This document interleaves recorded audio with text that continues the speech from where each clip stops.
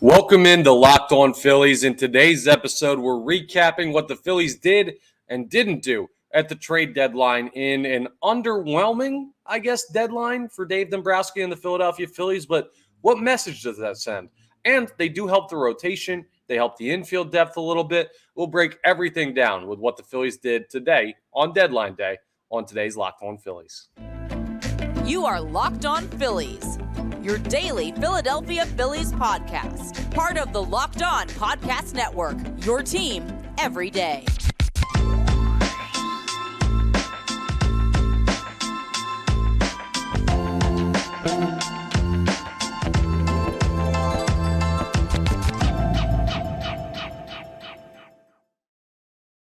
This is Locked On Phillies. I'm Connor Thomas, your host. Thank you so much for checking out Locked On Phillies, part of the Locked On Podcast Network, your team every day.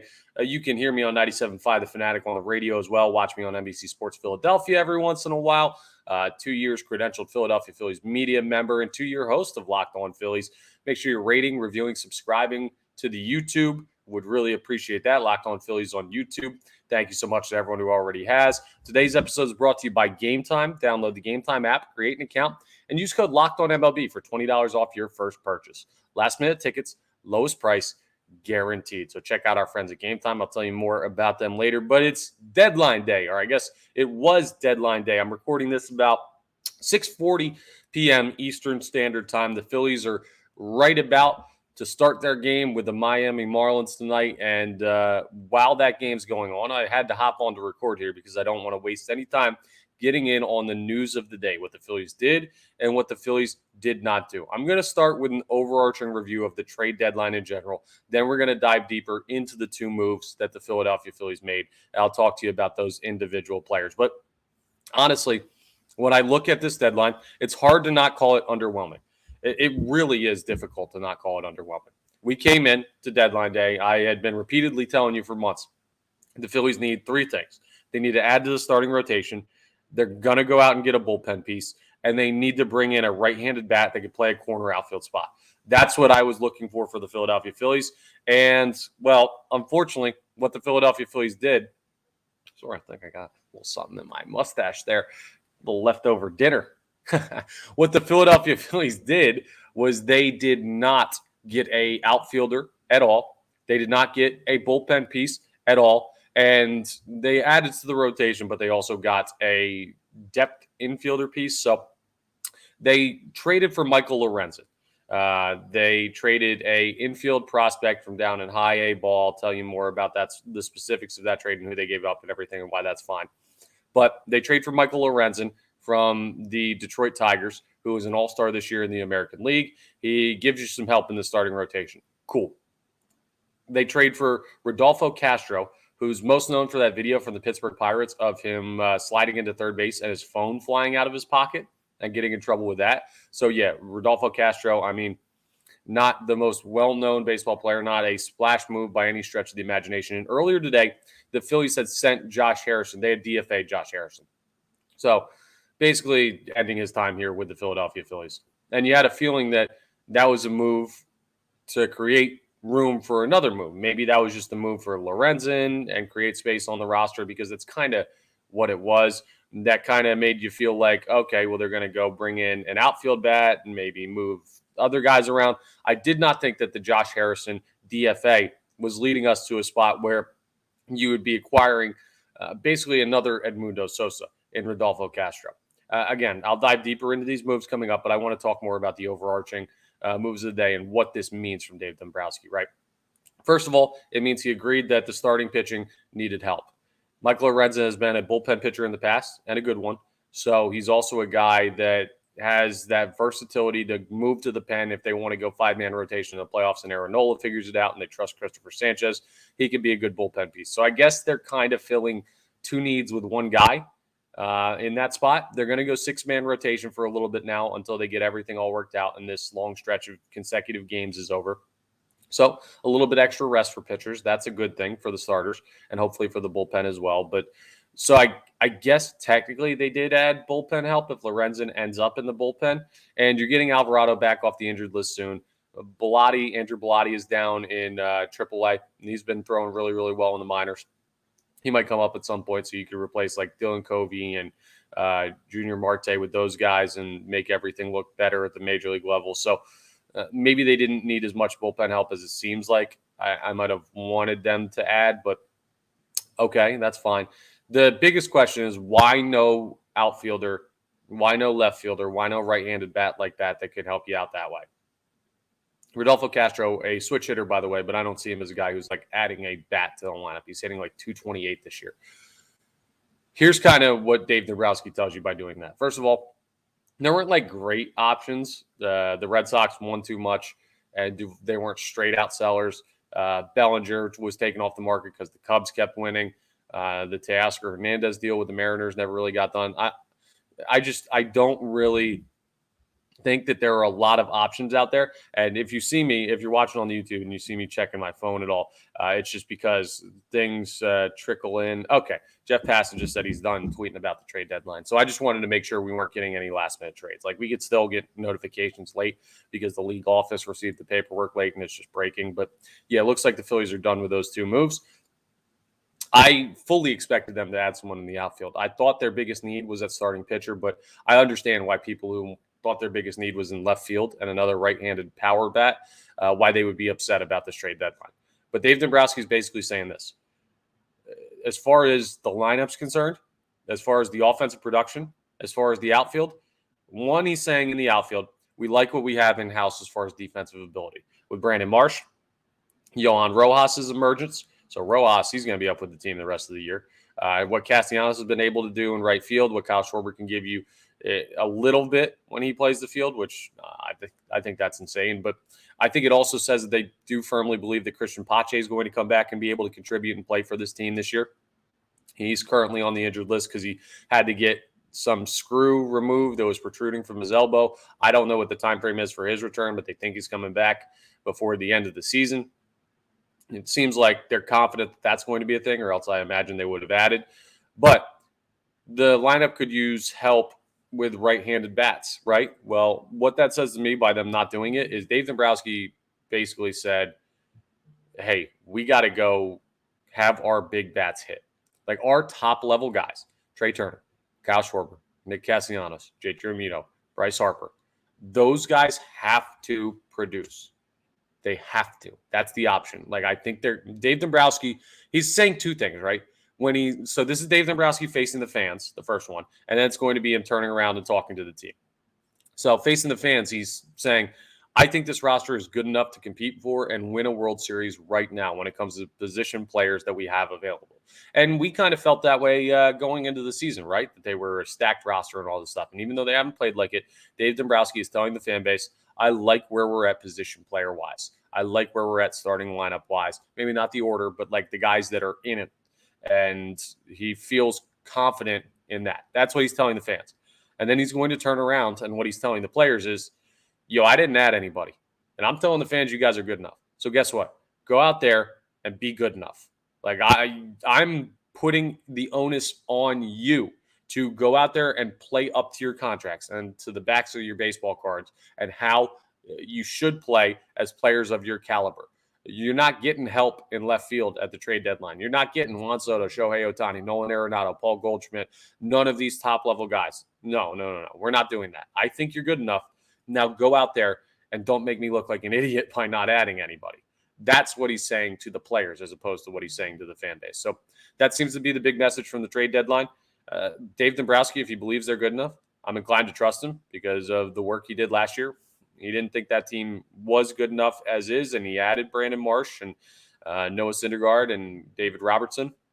This year, clearly, he thinks they're closer, and we've said that since the start of the year with the Trey Turner acquisition, the Gregory Soto trade, Craig Kimbrell signing, all that good stuff. So, hey, let's see.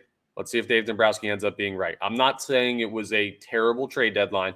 I'm saying it could very well look like a terrible trade deadline down the stretch. If you go all in and you try and make big moves, people aren't going to be like, oh, well, that's on the president of baseball operations. Like Dave Dombrowski is really trusting his players, and he's hoping they don't hang him out to dry. So we'll go ahead and see how that plays out. But that, to me, is the message from today's trade deadline.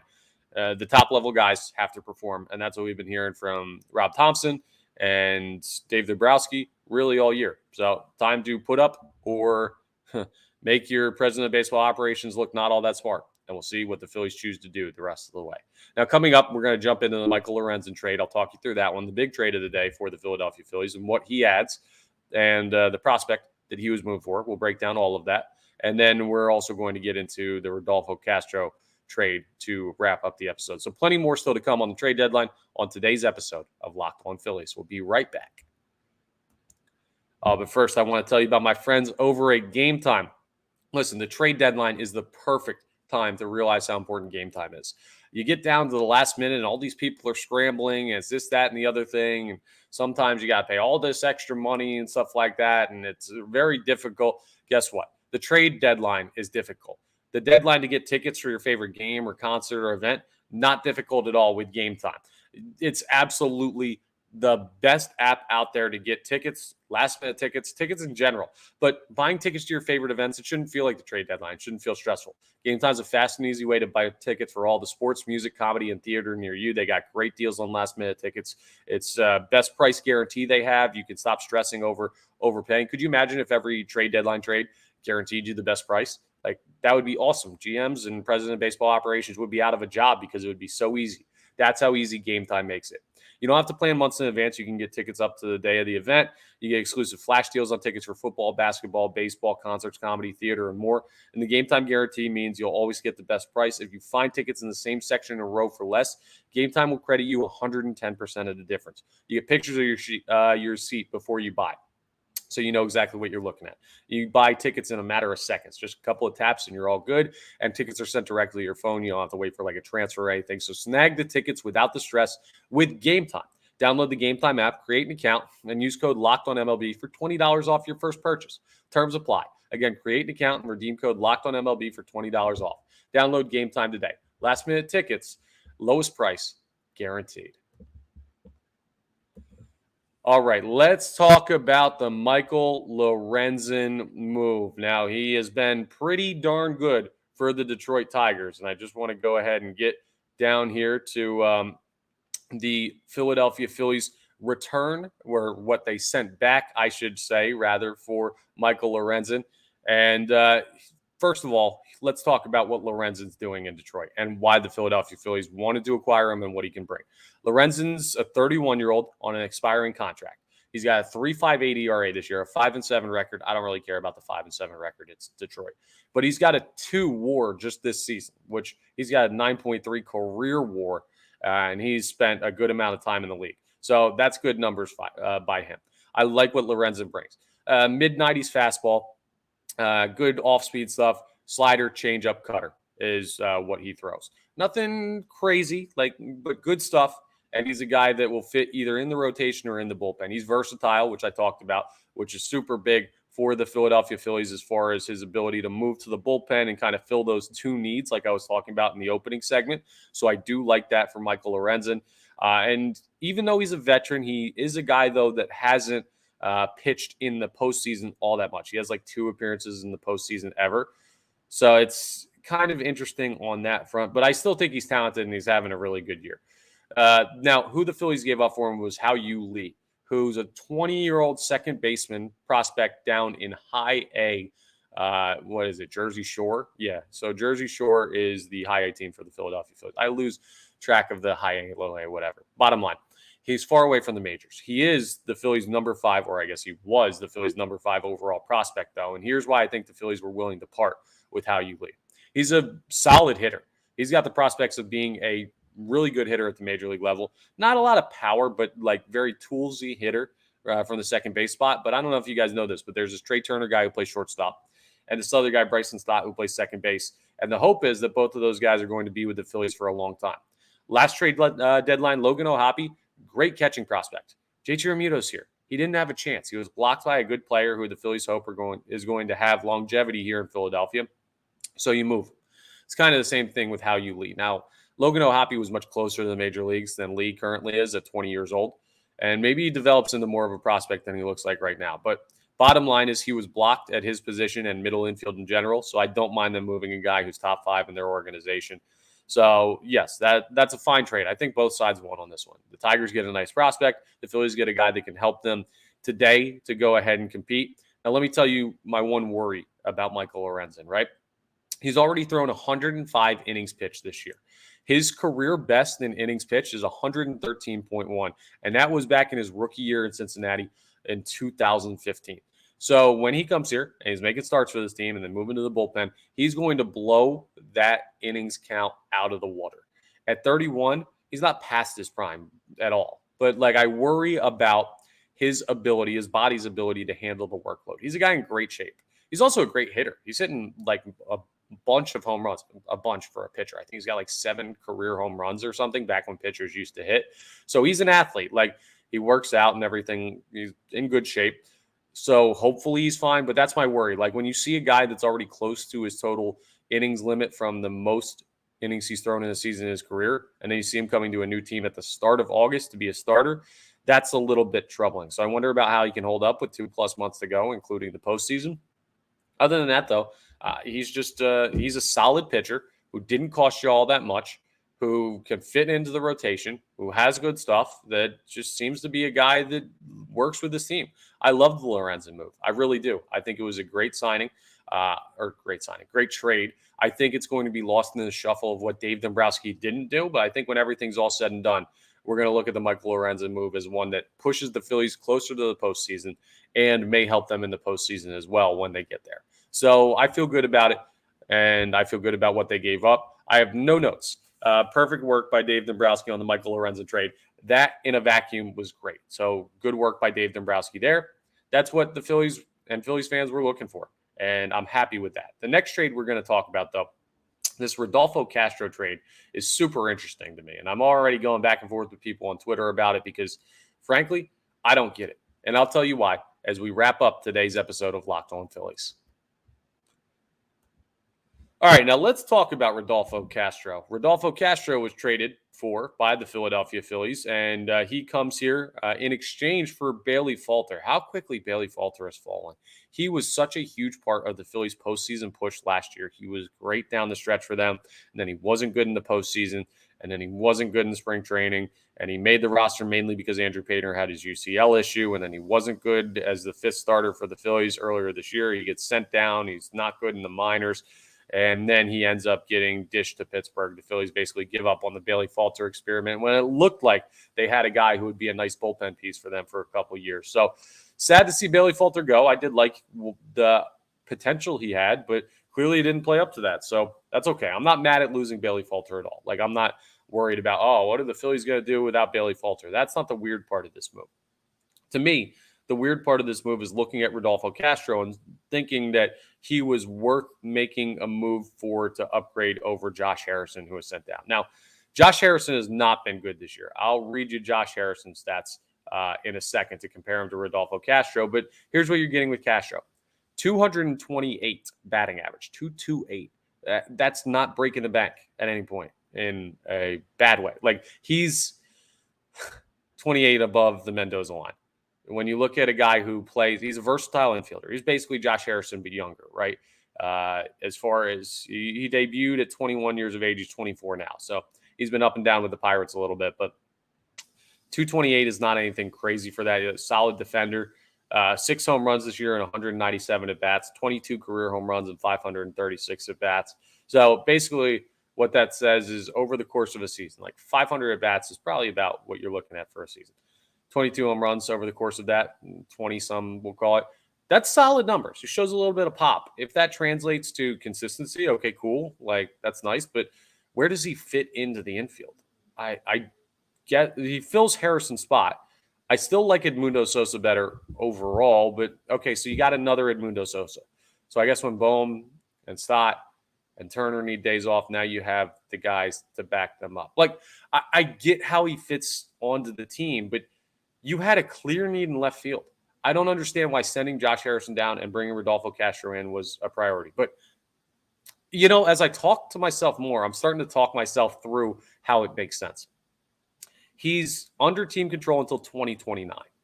So he's here for a while. If he ends up being a good depth piece, then you have Bohm for a while, as long as you re-sign him when his current contract's up. Stott for a while, he's going to need an extension, but you're going to want to keep him.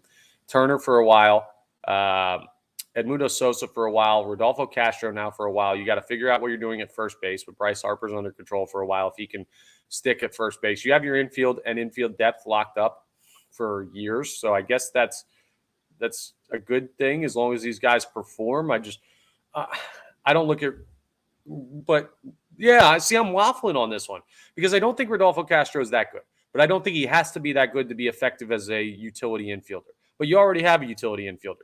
But you need multiple utility infielders, ideally, to add versatility, to add depth. It makes sense. It just doesn't move the needle for me. And this needed to be a trade deadline. And we're getting back to the initial point where I started the episode.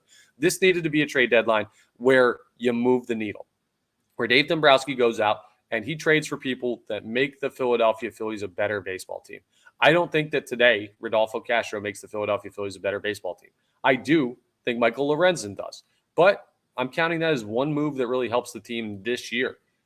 I don't significantly helps the team this year because Castro's going to play and maybe he'll do stuff. But it was underwhelming to me because I thought they were going to add 3 players. I thought they were going to add a left fielder. I thought they were going to help the bullpen more and I don't know, maybe my expectations were too high. But we'll go back to the initial message by Dave Dombrowski that I talked about. He's basically telling the lineup and the stars that he's already paid big contracts to, yo, it's on you. Go earn your money. Don't make me look dumb. You're getting paid a lot to go out there and produce. You haven't really this year. And we've still got a good look at this thing, even though you haven't produced. So imagine how good we'd be if you did. Go out there and Trey Turner, Nick Castellanos, Kyle Schwarber, JT Realmuto, Bryce Harper, all these guys that are at the top of the lineup day in and day out. Go get the job done. Because you're not getting much more help at the trade deadline. I believe in you. Don't make me regret believing in you. That's what I would say about the trade deadline. That's my breakdown of the moves.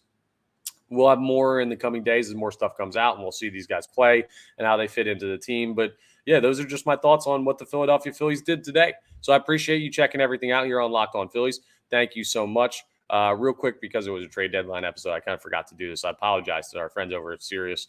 But you can go ahead and check out the Phillies Marlins on the Sirius XM radio. Just go to the SXM app and search Phillies, and you'll be able to pull up the games between the Phillies and the Marlins and listen to the hometown radio broadcast of all Phillies games. So go ahead and check out our friends at Sirius.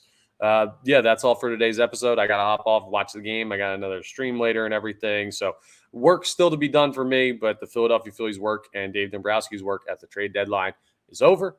And we'll see how it works out. I'll talk to you next time on the next episode of Locked On Phillies.